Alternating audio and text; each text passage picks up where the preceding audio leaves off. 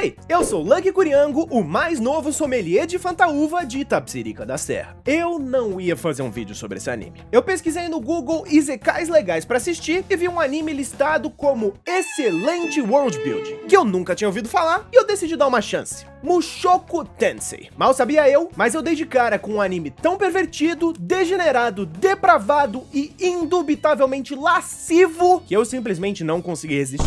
Eu vou ter que falar dessa desgraça de anime criminoso que é Mushoku Tensei e você precisa ouvir. Sim, eu vou contar a história e vou spoiler o anime inteiro e não, você não tá perdendo nada. O que aconteceria se o pior cara que você já ouviu falar se tornasse um protagonista de anime? É a pergunta que eu acho que ninguém queria saber a resposta e Mushoku Tensei veio responder. A premissa desse anime é até que interessante pro padrão de um isekai. Ao invés do protagonista ser mais um adolescente meio emo num estilo copia, mas faz diferente do Kirito, o protagonista desse anime é um Nichi, um cara recluso que depois de passar por um trauma sério se desligou completamente da vida do lado de fora e não tem vida social, emprego ou estudo e passa o dia inteiro jogando jogos de dating sim no computador. Eu até achei que podia ser uma história interessante, com um protagonista que é um cara falho e imperfeito. Eu achei que a história seria sobre um cara que entenderia os erros da sua vida antiga, aprenderia com eles e teria a chance de não cometer eles na sua vida nova, com uma ficha limpa. Talvez até ajudasse o novo mundo que ele se encontra a se tornar um lugar melhor e aprender aos poucos a ser o herói que o mundo precisa, ao invés de já chegar sendo o herói perfeito que vários outros zekais têm. Jesus,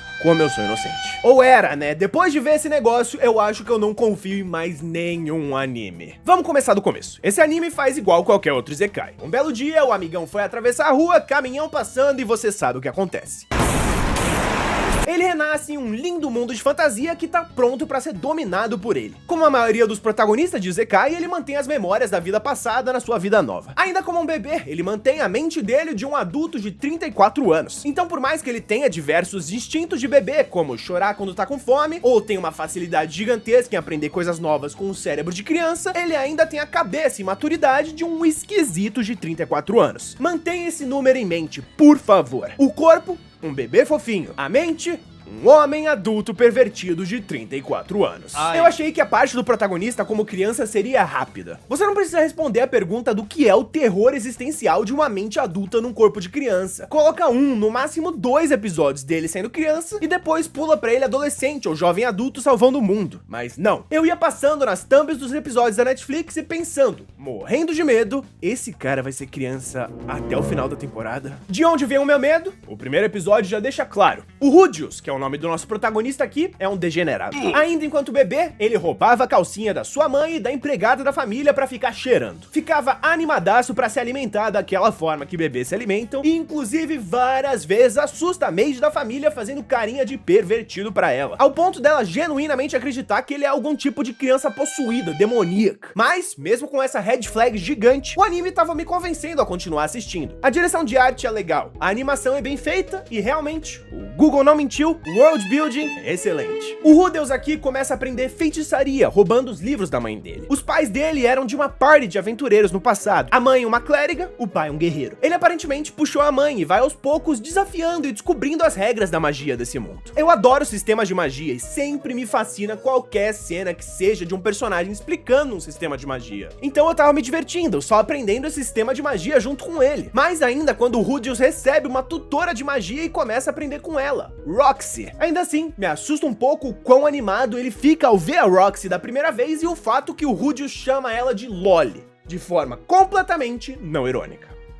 Não pessoalmente, é claro. Pessoalmente, o Rudeus até que não é tão ruim, ele consegue esconder os pensamentos dele. Mas a gente, como membro da audiência, ouve os pensamentos dele. É como se você tivesse o completo desprazer de estar dentro da cabeça do Jiraiya ou do Mestre Kami, só que sem todos os pensamentos sobre honra, ensinamentos de um mestre ou histórias de vida. Só a parte pervertida mesmo. Depois de um episódio de treinamento e ensinamento e de assistir o Rudeus assistindo a Roxy, assistindo os pais do Rudeus praticarem fazendo um irmão pro Rudeus, o treinamento do protagonista é concluído. Ele vira um mago nível santo e a Roxy vai pra capital ensinar um dos príncipes, num esquema meio: você já me superou, meu pupilo, agora você tem que encontrar seu próprio caminho na magia. A Roxy vai embora. O Rudels guarda uma calcinha dela em um baúzinho do tesouro e diz que é a sua posse mais valiosa, porque é claro que ele faz isso. Até agora, o anime não tava tão ruim. Estranho, muito estranho, criminoso inclusive, mas não necessariamente ruim. Eu acho que eu tenho uma resistência maior que a média das pessoas quando se trata desse tipo de protagonista doente, porque eu tava conseguindo tapar o nariz e fingindo que eu não tava vendo, porque eu tava realmente interessado pelo excelente world building. Talvez eu só não tivesse vendo a red flag do tamanho de um caminhão que tava prestes a me atropelar. O evento do banho. Essa aqui é a Sylphie, uma garota de cabelo verde que é confundida com um demônio. Aparentemente, nesse mundo, os demônios mais malvados que existem são os demônios de cabelo verde. O Rudels encontra ela sofrendo bullying de alguns garotos mais velhos e resgata a menina. Eles viram grandes amigos e ele ensina magia pra ela. O Rudels achando o tempo todo que ela é um menino, porque ela tem cabelo curto. Meninas não podem ter cabelo curto, óbvio. O Rudels e a Sylphie até que tem uma amizade platônica, bonitinha por algum tempo. Ela é talentosa com magia, quase tanto quanto o próprio protagonista, então acaba se tornando uma aluna perfeita. Aos poucos ela vai saindo da sua casca e deixando de ser tímida perto do protagonista conforme ela se sentia segura. No começo, é até que fofo, um relacionamento infantil, bonitinho e meio que uma segunda chance do protagonista viver a infância dele. Só que dessa vez sendo um cara legal e longe do bullying. Era muito fofo até deixar de ser. As duas crianças estavam praticando magia do lado de fora. Elas tomam chuva e vão pra dentro de casa. A maid da família do Rudels preparou um banho quente pra eles se esquentarem. O Rudels imediatamente fica pelado e vai tomar banho. A Sylphie fica tímida e não quer tirar a roupa com o novo amigo que ela conhece faz tipo um mês, sei lá. E o Rudels, como um verdadeiro cavalheiro, tira todas as roupas da garota contra a vontade dela e descobre só aí que ela é uma garota. Ela fica corretamente muito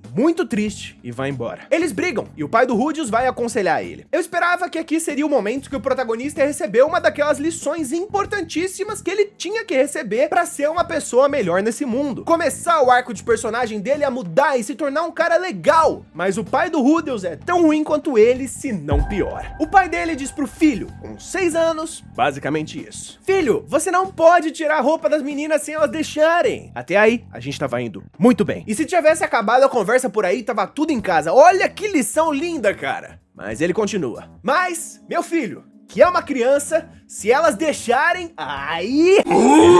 cavalo. E fica pior, porque ele completa: você só precisa saber convencer elas, e seu pai é bom nesse negócio. Se eu quiser, eu te ensino. Eu, em completo desgosto, só conseguia pensar: eu não sei qual crime que você está cometendo falando isso pro seu filho, mas eu tenho certeza que são vários, e esse cara não deveria poder viver em sociedade.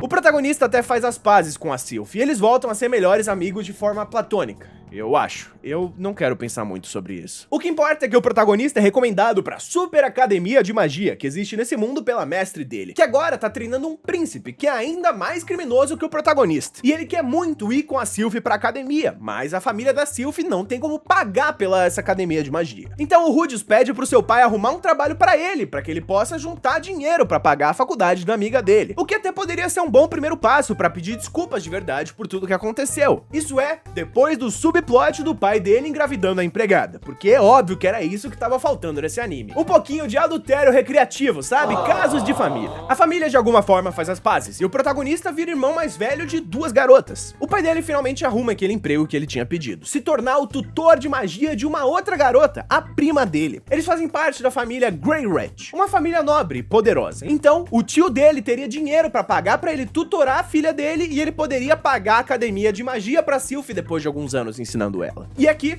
que o anime muda completamente. Os primeiros episódios estavam construindo alguma coisa e apresentando um monte de personagens que eu imagino que vão ser importantes em temporadas futuras. Mas daqui pra frente a história é basicamente sobre o Rudels e a prima dele, a Aeris. Quando ele chega lá, ela é a clássica tsundere esquentadinha que bate em todo mundo. Mas depois de fingir um sequestro que acaba virando um sequestro de verdade resgatando a Aeris, o protagonista e ela viram amigos, mestre e aluno e, é claro, apaixonados. Gostaria de lembrar com tudo que acontece daqui pra frente Obviamente que esses caras são primos de primeiro grau e o protagonista tem 34 anos a mais do que ele parece ter mentalmente, se você for contar todo o tempo que ele passou vivo como um Nietzsche no mundo real. O anime gosta de fazer trios com o Rudeus e a Aeris. A primeira parceira deles é com a Ghislaine, uma guerreira garota gato. E é claro que o design dela tinha que ser assim. A primeira parte da temporada continua expandindo esse mundinho deles, mostrando a família Grey Rat como ela funciona, passando alguns anos treinando com o trio, aproveitando a cidade próxima, aprendendo línguas que tem pelo mundo inteiro e com algumas cenas de treinamento que de verdade tem uma animação muito mais competente do que esse anime merece. Eu gosto muito de como o anime se dá o trabalho de mostrar os personagens vivendo a vida deles pra trazer pequenos detalhes e tornar tudo um pouco mais vivo e natural. As openings do anime, por exemplo, não tem uma animação fixa de opening, mas ao invés disso costumam contar uma história, criar o setting que o episódio vai acontecer em volta ou mostrar uma passagem do tempo com algumas montagens que são bastante criativas. Por algum tempo eu poderia até esquecer que o protagonista do anime era o próprio P. Diddy. Isso é, se eu conseguir esquecer a cena que ele tenta roubar a calcinha da prima dele com 12 anos de idade enquanto ela dormia. Ai, como eu queria poder esquecer dessa cena.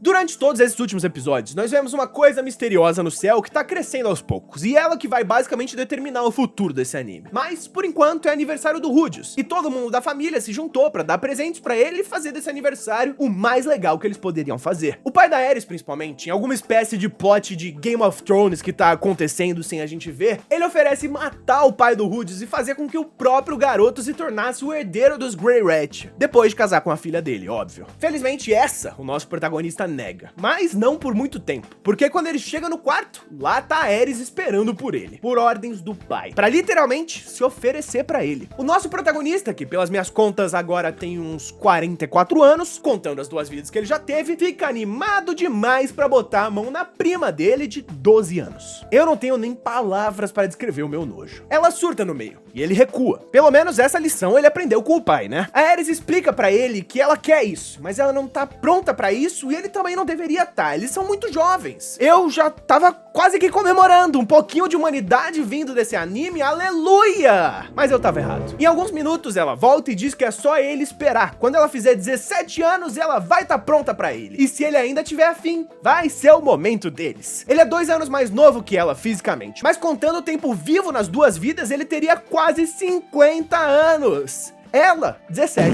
Ele diz sim e fica muito animado com esse prospecto. A minha fé na humanidade oficialmente acabou. Mas, finalmente, depois de 8 episódios de speedrun de código penal 100% glitchless, que eu só tava aguentando porque eu sabia que essa insanidade inteira pelo menos ia dar um bom vídeo, plot acontece. A estrela que tava no céu explode, um evento apocalíptico que muda o mundo inteiro de como ele tava antes. Uma ideia até que interessante, construir um mundo, detonar um mundo e reconstruir ele dentro de uma só temporada. Mais uma vez, excelente world building. Quando explodiu esse coágulo de mana aqui, pessoas na área impactada foram teleportadas pelo globo inteiro, de forma aparentemente aleatória, o que significa que todos os NPCs importantes estão perdidos pelo mundo, com exceção do Rudeus e da Aeris, que continuam juntos, mas também foram teleportados pro continente dos demônios. Depois da explosão, por um instante, o Rudeus acha que morreu, mas ele é visitado pelo Deus Humano, um cara risonho e meio confuso, que se torna uma espécie de guia espiritual pro Rudeus pra toda a segunda metade do anime. Toda vez que ele não sabe o que fazer, o Deus Humano aqui aparece pra dar uma dica dos próximos passos. E é claro,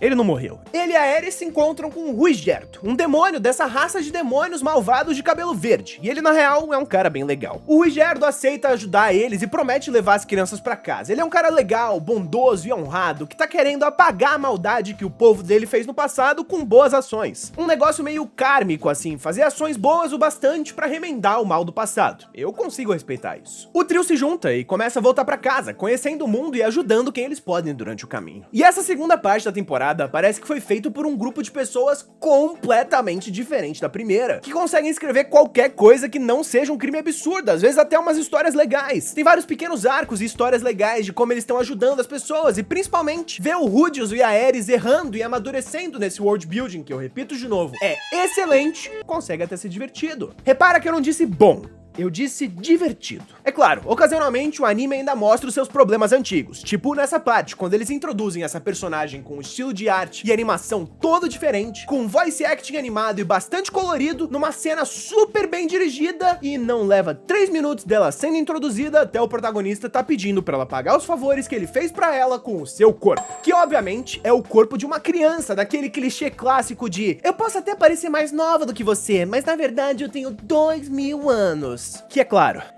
que essa merda de anime tinha que ter. Mas enfim, essa jornada inteira é divertida, com um arco pro reino dos demônios e um outro pras pessoas bicho. A animação é bem boa e o relacionamento que é criado entre os 3 personagens é cativante. Isso é porque eu sou bem resistente a personagens irritantes, porque a minha namorada viu uns 3 episódios aleatórios do meu lado, e eu diria até que ela acabou vendo alguns dos melhores episódios da temporada, e ela disse que todo mundo no anime era extremamente irritante, principalmente o Rudeus, que tava o tempo inteiro fazendo merda, que acabava resultando ou nele sendo preso, ou em inocentes morrendo. O que assim, é verdade. Então aceita tudo isso que eu falei com um grão de sal gigantesco. Talvez eu só tivesse feliz que os crimes graves tinham diminuído. Pra fechar essa segunda parte, tem genuinamente o melhor episódio desse anime inteiro. Não tem nenhum dos protagonistas, é sobre a Roxy voltando pra casa dela. Ela faz parte de uma espécie de demônios que se comunicam por telepatia, e ela, por alguma razão, não consegue usar essa telepatia. A gente vê que quando as pessoas falam entre si usando esse poder, ela só consegue ouvir estalos, então ela odeia esse lugar e faz de tudo pra ficar longe dali. Apenas voltando nesse episódio, porque ela tava procurando o Rudeus depois que ele desapareceu e tinham dito que ele tinha passado por ali. O episódio inteiro é uma analogia clara à deficiência, diferença e encontrar o seu lugar. A Roxy não conseguir se comunicar telepaticamente pode se aplicar a diversas dificuldades físicas ou sociais que alguém possa ter. E o episódio inteiro é um estudo bastante sutil de como lidar com isso. Da culpa que ela sente por ser diferente e como ela acredita que isso torna ela incapaz de criar laços significativos, uma espécie de peso na própria família. E por isso ela só tenta se distanciar, mas anos de esconder sentimentos de verdade parecem ter destruído a cabeça dela sem que ela nem percebesse. E ela se sente mal só de ser atacada por emoções quando ela vê os pais de novo. Como se ter emoções por si só fosse um crime pra alguém diferente. A culpa que ela carrega por ser incapaz de se comunicar do jeito que era considerado certo pela maioria das pessoas do seu povo, faziam ela acreditar então que ela deveria ser incapaz de se sentir feliz, ou triste, ou viva. O amor dos pais dela sendo a única coisa que consegue quebrar essa casca, e a mãe dela pedindo, não, suplicando pra que ela pelo menos volte pra visitá-lo, sendo o lembrete que a Roxy precisava ouvir, que mesmo ela sendo diferente, ela ainda era digna de amor, digna de sentimentos. Todos são dignos de amor, dificuldades ou não. Como isso não pode ser lindo? Parece que esse subplot inteiro foi escrito por uma equipe completamente diferente do original, e parecia que a qualidade desse anime só aumentava. A gente tinha ido do luxo e de primos ameaçando se comer, pra uma aventura legal, pra um episódio dramático muito bem feito. Se continuasse nessa curva pra cima, o anime podia até correr o risco de ficar bom de verdade. No próximo episódio, o Rudeus é capturado pelo príncipezinho do começo da temporada com o corte de cuia, porque o príncipe acredita que a Roxy vai vir resgatar ele e ele quer sequestrar ela pra que ela seja sua escrava sexual e tenha 5 filhos com ele. No episódio depois desse, tem 7 minutos do protagonista e um dos irmãos do príncipe discutindo uma action figure sexy da Roxy que o protagonista tinha feito no começo da temporada também. Lembra de todo o tato? De que parecia que o anime tava melhorando? Então, esquece! Daqui pra frente, ele só piora. O Rudeus escapa e ele se junta com o trio pra continuar a jornada deles de volta pra casa. No caminho, ele se encontra com o Deus Dragão, que aparentemente é hater número 1 do Deus Humano e o segundo homem mais forte do mundo. E assim que ele descobre que o Rudeus estava se aconselhando com ele esse tempo todo, ele perde um pouquinho a paciência. A animação é maneira, isso eu preciso admitir. O Rui Gerdo, que até agora parecia imbatível, foi derrotado. A Ares foi completamente derrotado de imediato também. E o Rudeus, com um buraco no peito, achou que ele ia morrer. Ele vai vendo a vida se esvaindo dos seus olhos e a primeira coisa que ele pensa é, obviamente, droga, eu ainda não fiz sexo com a minha prima adolescente. O Rudeus não morre. O Deus Homem tapa o buraco no peito dele e ele revive. Geral fica feliz que ele tá vivo e finalmente a jornada da temporada toda tá completa. Os nossos protagonistas voltaram pra casa, mas a casa deles não é mais a mesma. Por mais que a Ghislaine ainda esteja lá, a família da Ares inteira morreu graças ao desastre ou por consequência dele. A Ares leva bem. O quão bem uma garota de 15 anos pode levar à morte da família dela inteira. Ela claramente tá confusa e de luto, mas feliz que o primo dela pelo menos ainda tá lá. Ela ainda tem alguma parte da família dela. dela. Ela realmente amadureceu durante essa jornada. No começo disso, ela era só uma criança mimada. Agora, ela é uma aventureira, uma guerreira de respeito e honrosa. E é claro, o primeiro pensamento dela, depois de descobrir que a família inteira dela morreu chegou a hora. Eu deveria dar pro meu primo. Não, pera, eu devo ter lido errado. Não? Meu Deus. O Rudeus e a Aerys vão pra uma barraca sozinhos, no meio de todos os refugiados dessa catástrofe. Porque nada cria um clima sexual como famílias separadas por uma calamidade nacional. O Rudeus tenta consolar a prima dele, mas é um trabalho difícil. Aí que vem a loucura máxima desse anime inteiro. Ela se oferece pra ele. Ela diz que ela ainda tem 15 anos, mas ela tá pronta. Ela sabe que quer passar o resto da vida dela com ele. E por causa disso, ela vai se entregar pra ele agora mesmo. O Rudeus fica confuso, porque por um lado ele tá claramente de luto. Ela não sabe o que ela tá pensando direito e tá processando muito mais sentimentos do que qualquer pessoa de 15 anos seria capaz de processar de uma vez só. Talvez que qualquer pessoa seja capaz de processar de uma vez só. Ela acabou de descobrir que o mundo pela qual ela tava lutando há anos pra voltar não existe mais. Qualquer decisão que ela possa tomar agora seria claramente coberta de dúvidas e não poderia ser ela mesma. Por outro lado, ele quer muito fazer sexo com a prima adolescente dele. Ele tá pronto pra dizer não, assim como ela fez com ele algum dia e esperar o momento certo. Qualquer desejo que ela tem agora é facilmente algo que ela pode acabar se arrependendo depois. Ele é o cara mais maduro desses dois, e ele tem o dever de tomar a decisão mais madura pelo bem dela, pelo bem dos dois. O Rudeus diz não! Finalmente, eu poderia chorar. Ele conseguiu o desenvolvimento prometido e aprendeu a lição mais importante que ele poderia. Conseguiu colocar seus sentimentos como um bom ser humano empático na frente da sua perversão, abandonando os problemas da vida anterior dele e se tornando o herói que esse mundo precisa. Rudeus? Rudeus, o que você tá fazendo? Rudeus, para! Rudeus, para, por favor, eu acredito em você! Rudeus! Rudeus, não! Aconteceu. A primeira temporada inteira tem o seu ápice aqui. Não é nenhuma luta entre o bem e o mal. É aqui, com primos adolescentes fazendo coisas extremamente desmonetizantes. Eu não sei como esse anime não é um crime em algum lugar. Eu não sei como esse anime não é um crime em todos os lugares. Tá, eu menti. Esse aqui não é realmente o final da temporada. Tem mais um episódio. A Aerys vai embora, deixando pra trás uma carta e o cabelo dela, dizendo que ela e o Rudeus não eram pra ser. A gente descobre rapidinho as razões dela. Ela ama muito o Rudeus e quer se casar com ele, mas ela quer se tornar forte primeiro pra não depender dele. Porque ela disse, e eu repito, enquanto eles estavam fazendo as coisas extremamente desmonetizantes, a mão do Rudeus era menor que a mão dela. E isso fez ela perceber o quanto ela tava dependendo do primo mais novo dela. O Rudeus tem um bloqueio, se trancando na cabana igual ele fez na casa dele algum dia. E parece que ele vai voltar a se tornar um Nietzsche, só que agora num mundo medieval. Mas depois de algum tempo ele cria força e sai pro lado de fora, pra enfrentar o mundo com uma coragem que ele não tinha antes. Até teve um desenvolvimento de personagem e tal, com ele aprendendo a continuar tentando, mesmo quando as coisas dão errado. Mas, honestamente, a única coisa que eu consigo dizer sobre o final dessa temporada é... puta merda,